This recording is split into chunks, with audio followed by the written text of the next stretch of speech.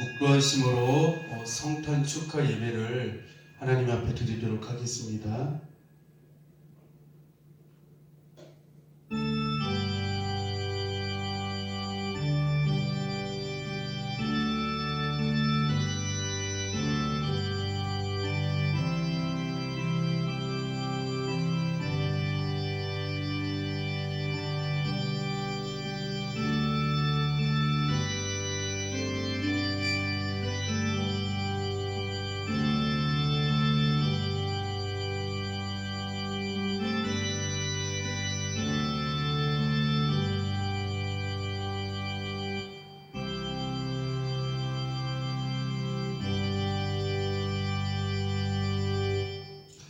찬송가 115장 부르시겠습니다.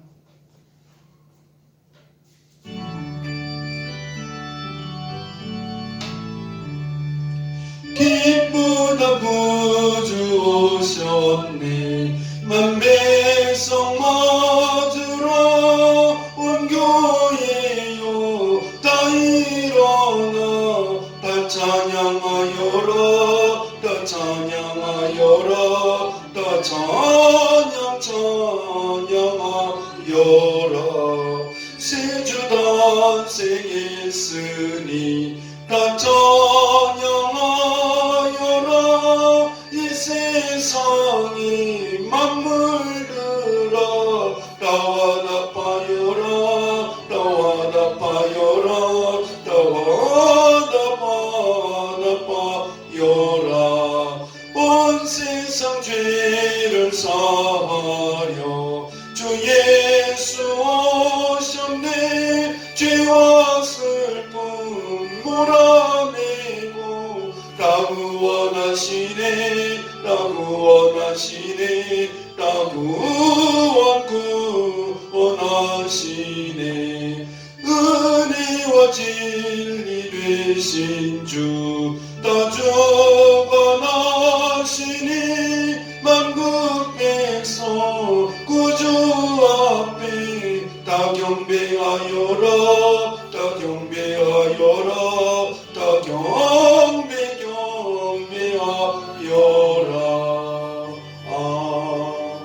아멘. 기도하겠습니다. 하나님 아버지 감사합니다. 2000년 전에 하나님께서 우리를 사랑하시어서 허물과 죄로 죽었던 저희들을 용서하시고 또 예수님의 십자가의 보혈의 은혜를 통하여서 우리에게 죄 용서함을 받고 영생의 자녀로 우리를 축복하시려고 예수님을 이 땅에 보내주시고 임마누엘의 하나님으로 함께 하시는 그 은혜를 감사합니다. 예수님의 탄생을 깊이 생각해 보았을 때에 우리는 너무나도 큰 은혜를 입은 자임을 고백하지 아니할 수 없습니다. 이제는 예수님만이 우리 인생이 진정한 희망이요 소망이요 기쁨이고 감사하며 찬양이고 인생의 진정한 삶의 가치임을 우리가 분명히 알고 이 시간 우리가 성탄의 은혜를 다시 한번 깊이 묵상하면서 동방 박사들과 같이 목자들과 같이 하나님 앞에 나와서 예배로 우리가 또한 감사로 찬양으로 또 우리가 하나님께 귀한 예물을 통하여서 하나님 앞에 영광을 돌릴 수 있는 귀한 은혜의 시간 되어줄 수 있도록 축복하여 주시옵소서. 이 예배 가운데 성령이 충만히 임하게 하여 주시옵시고 영과 진리로 예배드리는 은혜의 시간 되어지게 하여 주시옵소서. 예수님 이름으로 간절히 기도드립니다. 아멘. 하나님의 말씀 보도록 하겠습니다. 하나님의 말씀은 요한복음 1장 14절 말씀을 보도록 하겠습니다. 요한복음 1장 14절 말씀입니다. 말씀이 육신이 되어 우리 가운데 거하심에 우리가 그의 영광을 보니 아버지의 독생자의 영광이요 은혜와 진리가 충만하더라. 아멘. 예, 오늘 설교 제목은 말씀이 육신이 되어 우리 가운데 거하심이라고 하는 제목으로 함께 은혜를 나누도록 하겠습니다. 우리가 성탄을 깊이 묵상해 보면 우리 인생의 가장 큰 행복이요, 기쁨이며 감사이며 찬양이라고 하는 사실을 우리는 깨닫게 되어집니다. 왜냐하면 우리 하나님의 최고의 보아이신 독생자 예수님을 선물로 받았기 때문입니다. 그래서 우리는 하나님의 최고의 사랑을 받고 있는 자들이라고 말할 수 있습니다. 우리는 하나님을 통하여 예수님이라고 하는 선물을 받기 전까지는 아무런 소망이 없던 자들이었습니다. 죄로 말미암아 하나님과 원수된 관계였고 하나님의 진노의 자식이었으며 하나님의 무서운 심판과 뜨거운 지옥이 우리를 기다리는 인생이었기 때문입니다. 이 세상에서 행복하며 성공하고 아무리 잘 나가는 인생이었다 할지라도 그의 마지막은 결국 하나님의 무서운 심판과 불지옥이 기다리고 있었기 때문에 의미 없는 인생이고 소망 없는 인생이라고 말씀을 드릴 수가 있습니다.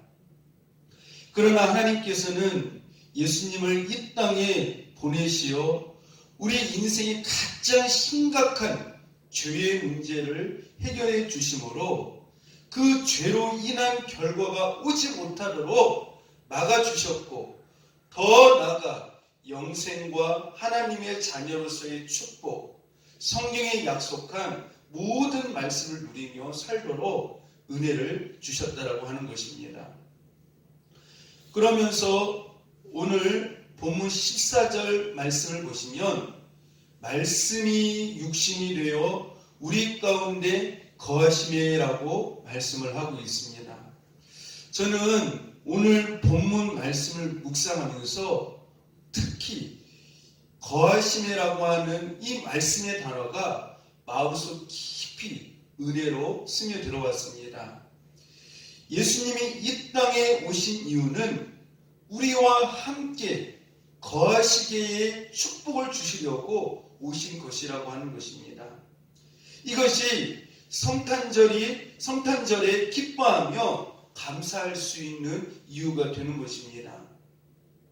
인생의 가장 큰 축복이 무엇입니까?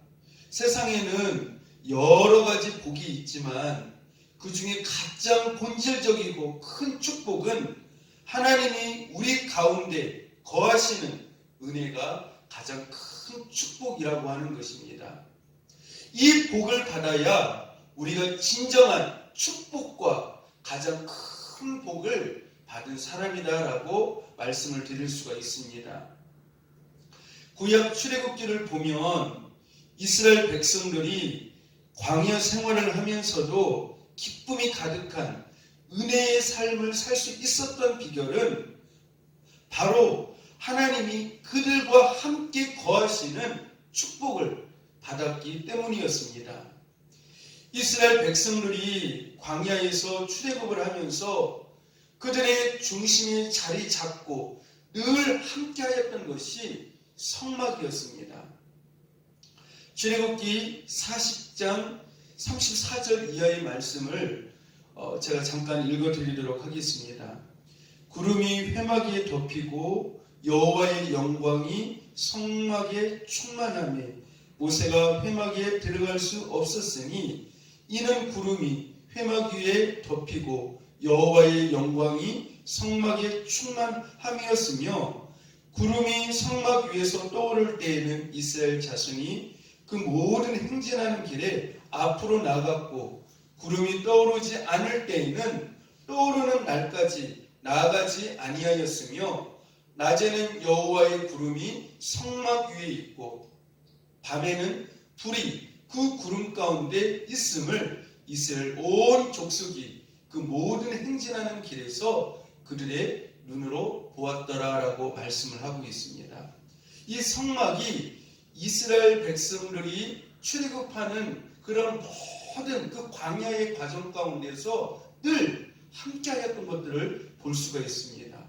이 성막은 하나님의 임재를 상징하는데 이 성막이 이스라엘 백성들과 늘 함께하였다라고 하는 의미는 하나님께서 이스라엘 백성들과 그들이 광야에서 출애굽을 하고 있었을 때에 그들과 늘 함께 거하고 있었다라고 하는 것을 말씀을 해주고 있는 것입니다.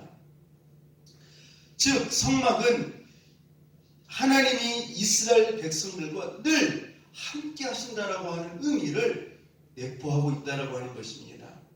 신약에서는 어떻게 하나님께서 이스라엘 백성들과 함께 하셨습니까?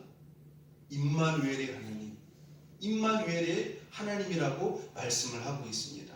예수님께서 이 땅에 탄생하시기 전에 천사가 나타나서 마리아에게 하신 말씀이 있죠. 아들을 낳으리니 그 이름을 임마누엘이라 하라. 그것은 무엇을 말씀합니까? 하나님의 백성들과 함께한다라고 하는 그러한 뜻을 가진 것이죠. 오늘 본문 요한복음 1장 14절에 보면은 말씀이 육신이 되어라고 이렇게 말씀을 하고 있는데 여기에서 육신은 구약에서 성막의 지붕을 덮고 있는 텐트와 천과 가죽을 의미합니다. 말씀은 성막 안에 있는 법궤를 의미합니다. 그렇기 때문에 텐트, 가죽, 천, 그 안에 법궤는 말씀이 육신이 되어 오신 예수님을 모형으로 보여주고 있는 것입니다. 따라서 구약의 영적인 성막의 실체로 예수님이 영적인 광야, 즉 세상에서 성막의 실체로 말씀이 육신이 되어서 여전히 우리 가운데 거하시고 함께하고 계시다라고 하는 것을 말씀해 주고 계시다라고 하는 것입니다. 다시 말씀을 제가 풀어서 말씀을 드리면 하나님께서 텐트로 천막으로 그 안에 법궤로 하나님의 임재하심을 상징하는 그 성막을 통하여서 출애굽하는 이스라엘 백성들과 함께 하셨던 것과 같이 예수님의 육신은 무엇을 상징한다고요? 바로 텐트와 천막과 가죽을 의미한다라고 말씀을 드렸어요. 그리고 예수님 안에는 무엇으로 가득 차 있습니까? 하나님의 말씀으로 가득 차 있는 것이죠. 그러니까 성막의 실체이신 구약에서 말씀하는 이스라엘 백성들과 광야에서 함께했던 그 성막은 장차 성막의 실체로 오실 예수님의 모형이고 그 실체는 누구입니까? 예수님이 오셔서 임마누엘로 오셔서 하나님이 우리와 함께 하신다라고 하는, 그러니까 여전히 하나님은 구약시대의 그 광야에서 이스라엘 백성들과 함께 하셨던 것과 같이 영적인 천막, 영적인 성막, 그 예수님은 여전히 우리와 함께 계시다라고 하는 것을 말씀해 주고 있습니다. 그래서 우리 인생의 축복이 무엇이냐면은 바로 하나님이 우리 안에 거하신다라고 하는 것이죠. 임마누엘의 하나님이 함께 하신다라고 하는 것이에요. 그래서 성탄의 의미는 바로 하나님이 내 안에 거하신다. 또 하나님이 우리와 함께 하신다라고 하는 의미를 가지고 있어요. 사실 이스라엘 백성들을 환경적으로 보면 그들은 정말 세상적으로 볼 때 복받지 않는 환경이 있는 것처럼 보여요. 그렇지 않습니까? 광야에 무슨 좋은 것이 있겠습니까? 먹을 것이 제대로 있습니까? 마실 물이 있습니까? 얼마나 더워요. 또 밤 되면 얼마나 추워요. 불뱀이 있죠. 또 주변에는 아말렉을 비롯한 많은 적들이 있죠. 얼마나 힘든 곳입니까? 그런데도 하나님께서는 그 광야에 있는 이스라엘 백성들을 향해서 복받은 백성이다라고 말씀을 하고 있어요. 복받은 백성이다. 주위에 있는 많은 애굽을 비롯하여서 아말렉, 블레셋, 그 많은 또 가나안 사람들, 주변에 있는 그 많은 사람들이 이스라엘을 보면서 복받은 백성이라고 했겠습니까? 너무나 힘든 환경이 있잖아요. 아마 그 주변에 있는 이방 나라는 이스라엘 백성들을 향해서 아마 손가락질 했는지도 몰라요. 하나님께서 저렇게 환경이 힘든 곳에서 있게 하시는 그 하나님, 저게 무슨 복된 백성이야? 아마 손가락질 했는지도 몰라요. 그런데 그런 힘든 환경이 있었지만 이스라엘 백성들이 이방 사람들과는 다른 최고의 복을 받고 있는 자들이었다라고 하는 것이죠. 그것이 무엇이었습니까? 성막. 성막이 그들과 함께하였다라고 하는 것이. 성막은 무엇을 상징한다고 했죠? 하나님의 임재를 상징. 하나님이 그들과 어떠한 환경 속에서도 그들과 함께하시고 동행해 주셨다라고 하는 것이에요. 이스라엘은 세상 사람들의 어떤 좋은 환경이 있지는 아니겠지만 영적으로 하나님이 함께 하시는 가장 최고의 복을 받은 그러한 백성들이었다고 하는 것이죠. 그래서 우리가 인생을 살아가면서 꼭 알아야 할 것이 무엇이냐면 예수 믿는 사람들이 내가 얼마나 인생에 좋은 환경이 있느냐, 광야 같은 힘든 환경이 있느냐, 그것을 먼저 살피기 전에 하나님이 나와 함께 계시느냐, 말씀이 육신이 되어 내 안에 거하고 계시느냐, 말씀이 육신이 되어 우리 가운데 거하신다라고 했잖아. 이 거하신다라고 하는 이 말씀이 굉장히 중요한 말씀이에요. 예수님께서 하늘 보좌를 버리시고 이 땅에 내려오신 이유가 뭐예요? 우리 안에 거하시고 우리와 함께 하시기 위해서 우리에게 찾아오셨다라고 하는 것이에요. 이게 축복이라고 하는 것이죠. 그래서 복이라고 하는 것은 무엇이냐면은 하나님이 내 인생 가운데 찾아와 계시는 거예요. 찾아오시는 거예요. 그리고 그 예수님을 라우디아 교회 성도들처럼 문 밖에 두드리는 예수님을 문 밖에 계시게 하는 그런 사람들이 아니라 내 마음의 중심에, 내 삶의 모심에, 내 마음속에 있는 그 보좌에서 내가 내려오고 그 예수님을 내 마음의 삶의 보좌에 모시고 그분을 주인으로 살아가는 것, 그분이 그래서 내 안에 거하는 것, 그것이 바로 무엇입니까? 성탄의 의미예요. 그래서 성탄은 어디까지 예수님이 찾아오셔야 되느냐? 저 2000년 전 예루살렘의 그 마국간, 그곳에만 예수님이 찾아오시는 그것으로 우리가 기념을 하고 성탄절 행사를 하면 아무런 의미가 없어요. 예수님이 어디까지 찾아오셔야 됩니까? 어디까지요? 내 삶의 자리까지, 내 마음의 깊은, 내 마음의 중심의 자리에까지 예수님이 오셔야 되는 거예요.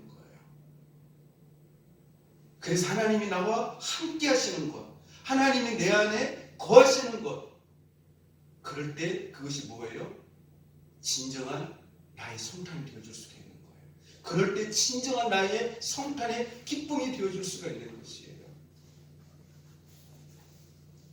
여러분들 오늘 말씀을 통하여서 이스라엘 백성들은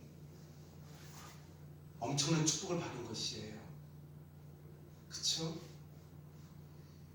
하나님의 최고의 가치, 예수님이 그들과 함께 하시는 축복을 받았기 때문이라고 하는 것이죠.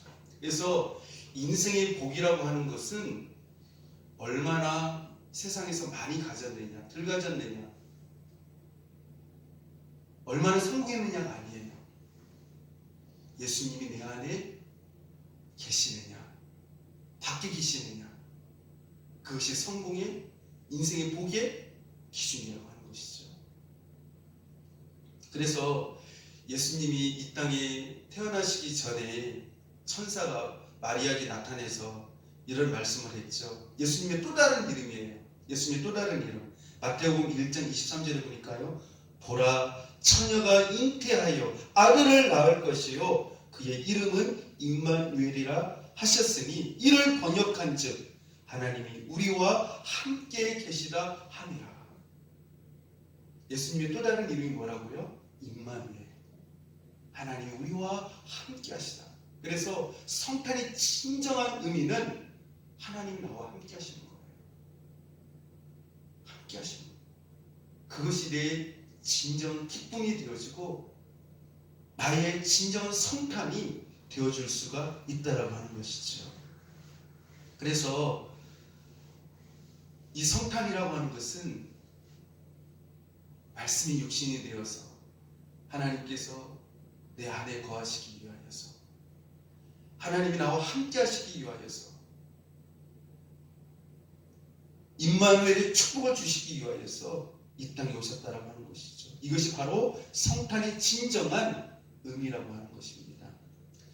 그리고 두 번째로 이 거하심의 축복을 받은 장면이 성경에 나오는데 인생의 광야와 같은 가장 힘든 가운데서 하나님이 함께 하시는 이 거하심의 임마누엘의 축복을 말씀해 주고 있는 것이 있습니다. 에스겔 11장 16절 말씀에 보니까요. 이렇게 말씀을 합니다. 그런즉 너는 말하기를 주 여호와의 말씀에 내가 비록 그들을 멀리 이방인 가운데로 쫓아내어 여러 나라로 흩었으나 그들이 도달한 나라들에서 내가 잠깐 그들에게 성소가 되리라 하셨다 하고, 유다 나라가 하나님께 많은 우상 숭배와 하나님을 떠나는 죄를 지어 나라가 망하고 그 죄값으로 바벨론이라고 하는 나라의 포로로 끌려가지만 유다 백성들이 그곳에서 고통과 비참한 삶을 살도록 내버려 두시는 것이 아니라 하나님께서 유다 나라와 함께 바벨론에 가셔서 그들과 함께 하시고 내가 잠깐 그들에게 성소가 되어 주시겠다라고 말씀을 하고 있어요. 여기서 이 잠깐이라고 하는 이 말씀은 유다 백성들이 바벨론에서 70년간 포로 생활을 하는 모든 기간을 의미합니다. 다시 말씀드리면 그들이 죄의 값을 다 치르기까지 그의 징계 기간을 마칠 때까지 하나님께서 성소를 어디로 옮겼어요? 바벨론으로 옮겼어요. 그들과 함께 해주시겠다는 거예요. 여러분들 바벨론, 이스라엘 백성들이 그 죄값으로 바벨론에 포로로 끌려갔으니 얼마나 그 삶이 고통스럽고 비참하고 힘들고 얼마나 어렵겠어요. 마치 하나님이 함께 하시지 않는 것 같은, 하나님이 버리시는 것 같은 그런 느낌이 안 들었겠습니까? 근데 놀라운 것은 뭐냐면요, 이스라엘 백성들이 그렇게 그 죄값으로 인하여서 바벨론에 의해서 고통당하고 울면서 힘들어하고 아파할 때,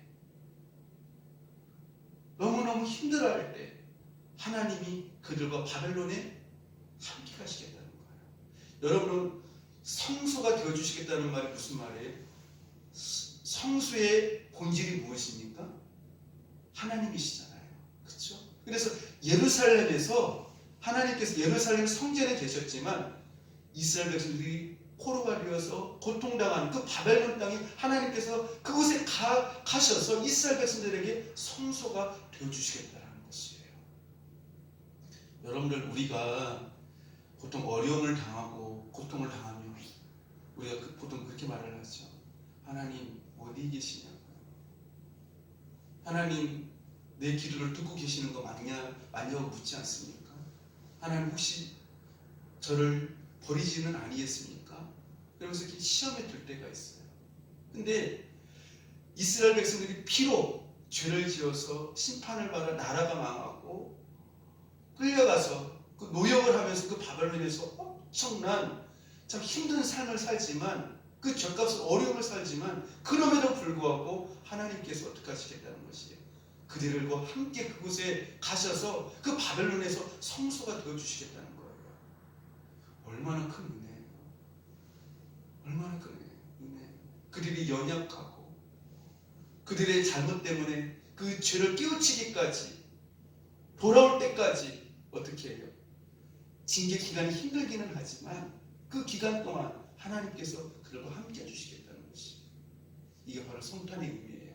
내가 힘들지만, 내가 연약해 때로는 죄를 짓지만, 하나님 아직 기도를 듣지 않은 것 같은데 그럼에도 불구하고 그 가운데서 어떻게 하나님은 내 인생의 삶 가운데 찾아오셔서 성소가 되어주셔서 함께 우리와 동행하고 계셔 주신다라고 하는 것이죠. 이게 바로 성탄의 의미예요. 하나님께서 찾아오시는 거예요. 예루살렘에 계신 그 하나님이 어디로 찾아가시는 거예요? 바벨론으로요. 바벨론으로.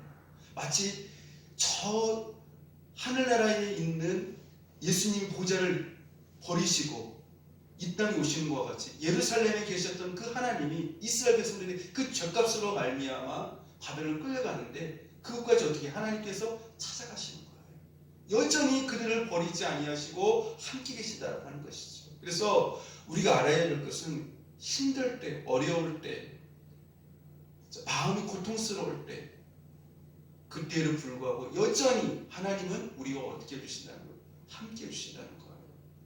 함께 해주신다는 거예요. 이게 축복이에요. 그래서 복이라고 하는 것은 뭐냐면 여러분들 무조건 세상적으로 잘 되고 형통하고 그게 복이 아니에요. 어떠한 자리에 있어도 하나님이 임마누엘로 함께 하시는 거예요. 말씀이 육신이 되어 우리 가운데 거하는 거예요. 그게 축복이에요. 그게 성탄이에요. 제가 이사야서를 읽다가 너무나 큰 은혜를 받은 말씀이 있어요. 이사야 63장 9절을 보다가 묵상을 하다가 이 말씀이 너무나도 크게 보여졌어요. 그리고 마음이 와서 쾅 하고 부딪혔어요.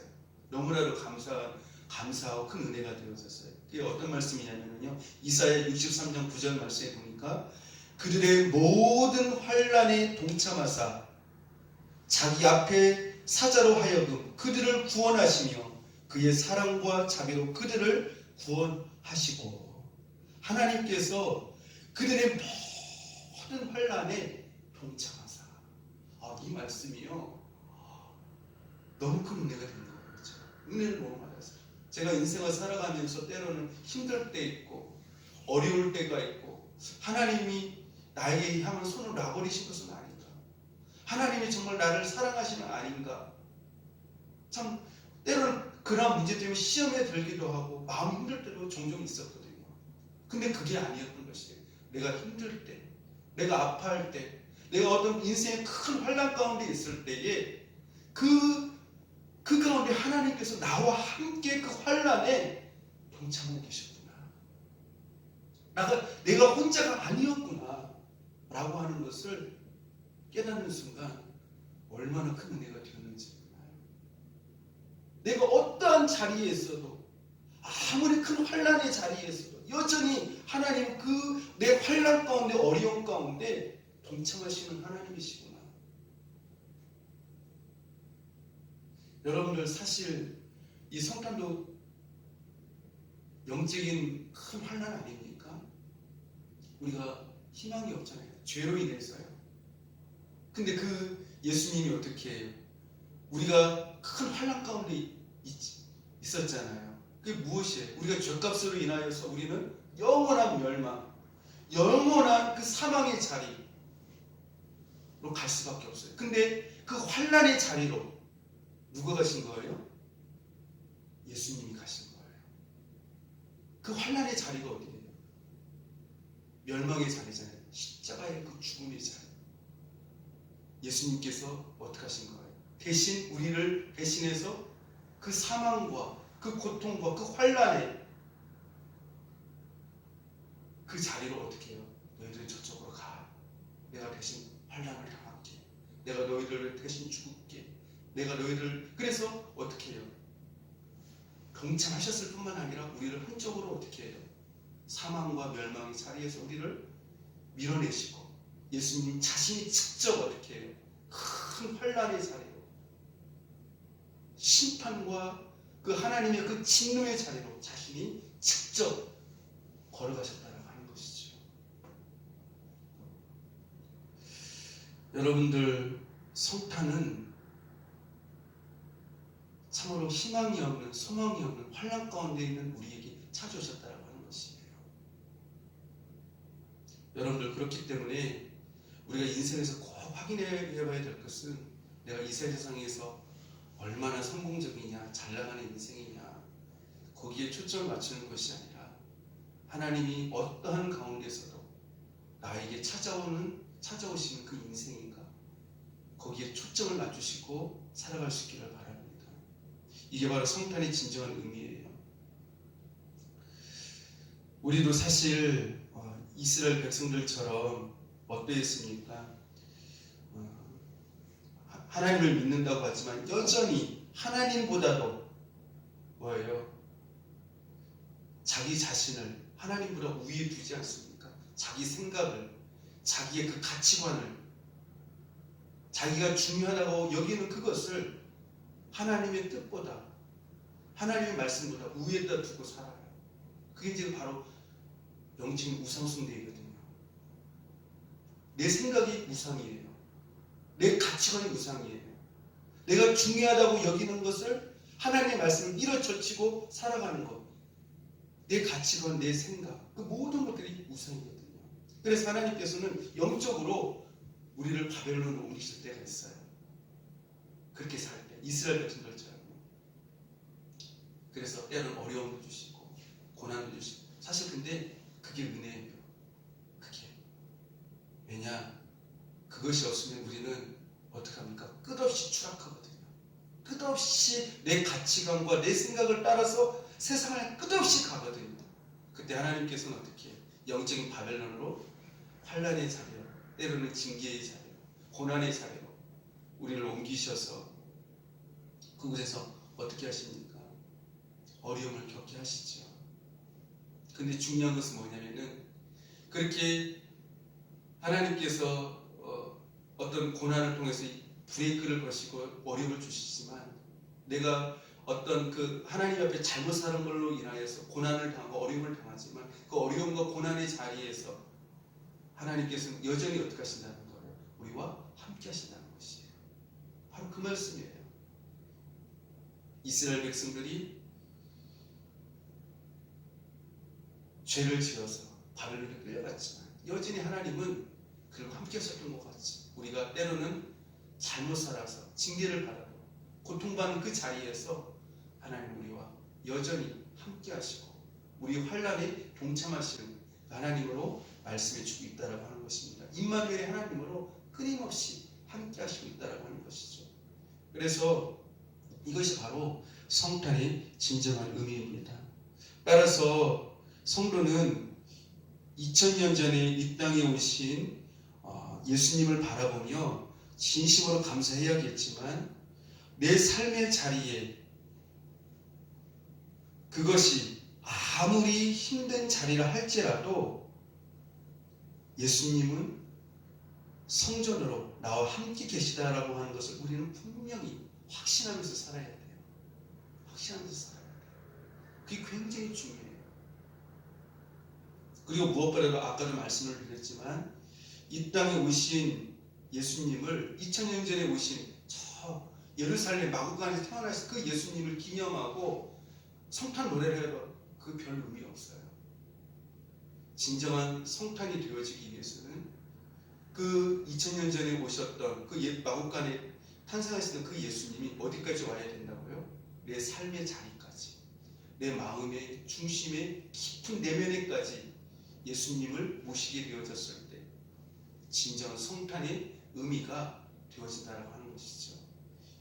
요즘 교회 추리가 없다, 성탄 분위기가 안 나고, 요즘 캐럴송도 안 부르고, 성탄 찬양도 없고, 그래서 좀 여러 가지 그런 이야기들이 참 많이. 어떻게 보면은 이제까지 성탄이 많은 분위기, 어떤 분위기로 외향적인 부분들이 참 많았어요. 우리가 이제는 외향적인 어떤 성탄보다도 내면적인 정말 예수님을 2000년 전에 탄생한 그 예수님이 내 안에 계신가? 그렇죠? 예전에는 외향적이고 많은 어떤 성탄에 관한 노래를 불렀지만 어떻게 보면 어떤 성탄 분위기는 있었는지 모르지만 어떻게 보면은 나와는 전혀 상관이 없는 성탄이었을는지도 몰라요. 왜냐하면 예수님 내 삶의 중심에, 내 마음의 중심의 자리까지 오시지 않았기 때문에 그럴 수 있다라고 하는 것이죠. 여러분들 성탄의 분위기가 중요한 것이 아니라 내 마음이 성탄이 되어져야 돼요. 내 삶이 성탄이 되어져야 된다라고 하는 것이죠.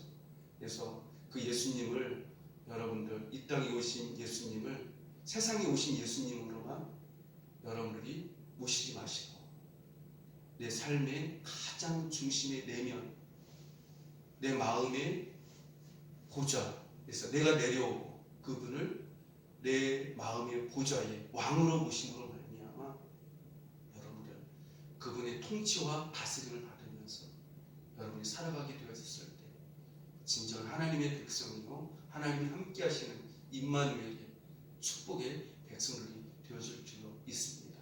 그래서 인생의 가장 큰 축복은 하나님의 최고의 선물을 최고의 가치로 여기면서 늘 찬양하면서 감격하면서 살아가는 사람들이에요. 사실 우리는 평생을 찬양을 해도 감사를 해도 부족한 자들이에요.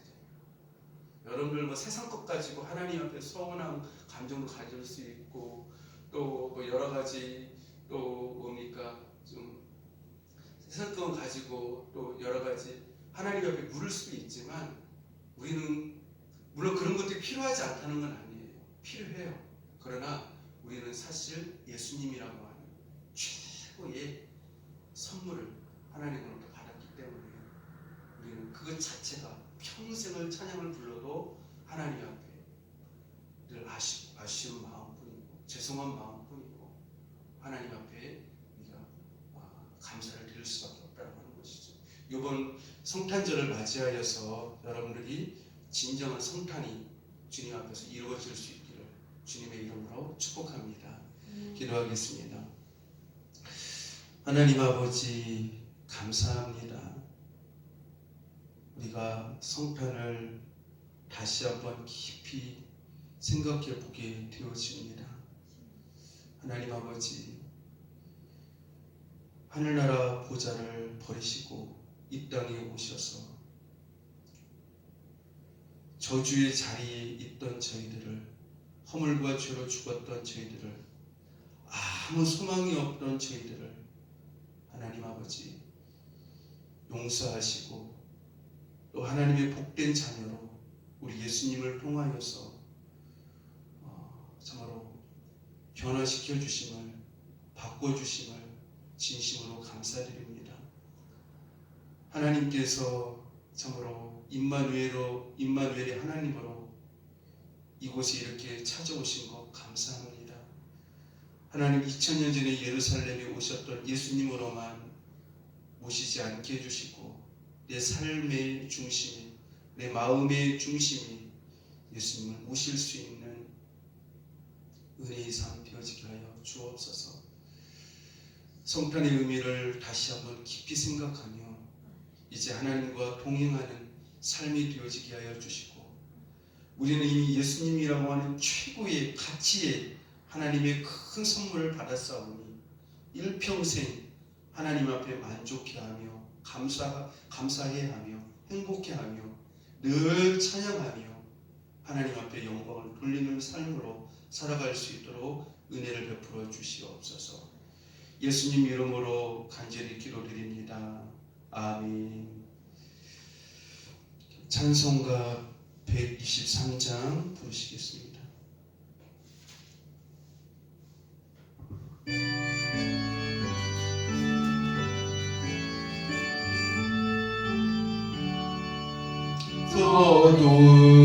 서둘밖에 한밤중에 영틈에 저도 목자들 천사들이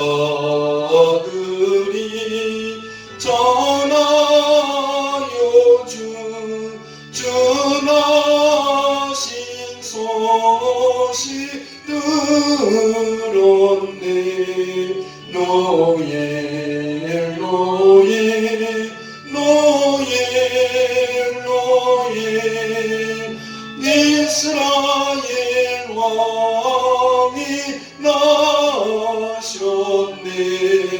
저 동방에 변화나가 이상한 빛을 비추어 이 땅 위에 큰 영광이 나타날 징조 보였네. 노예 노예 노예 노예 이스라엘 왕이 나셨네. 그 한 별이 베들레헴 향하여 바로 가더니 아기 예수 누구신지 그 위에 오자 멈췄네. 노예 노예 노예 노예 이스라엘 왕이 나셨네. 저 동방에 박사들이 생각이 보고 절하고 그 법에야 나 여러 세가 지행을 느렸네. 노예 노예 노예 노예 이스라엘 왕이 나셨네.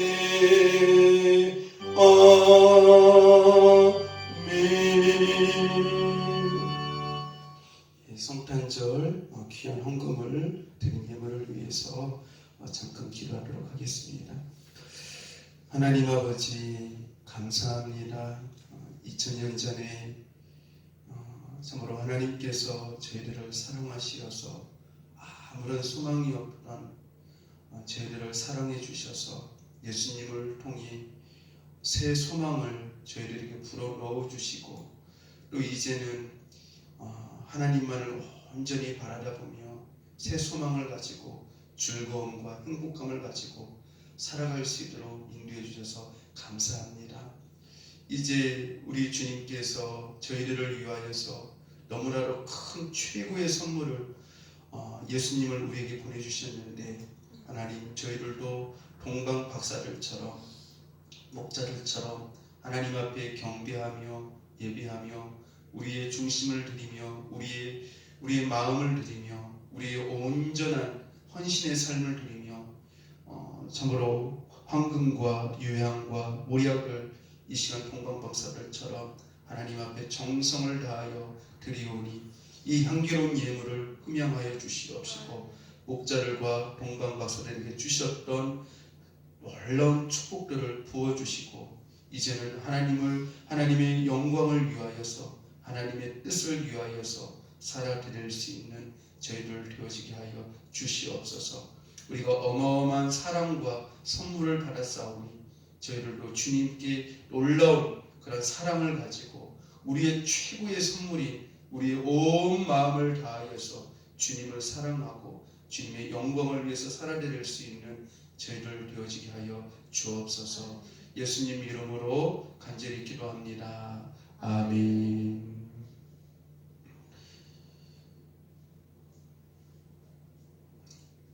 축도로 예배를 마치도록 하겠습니다.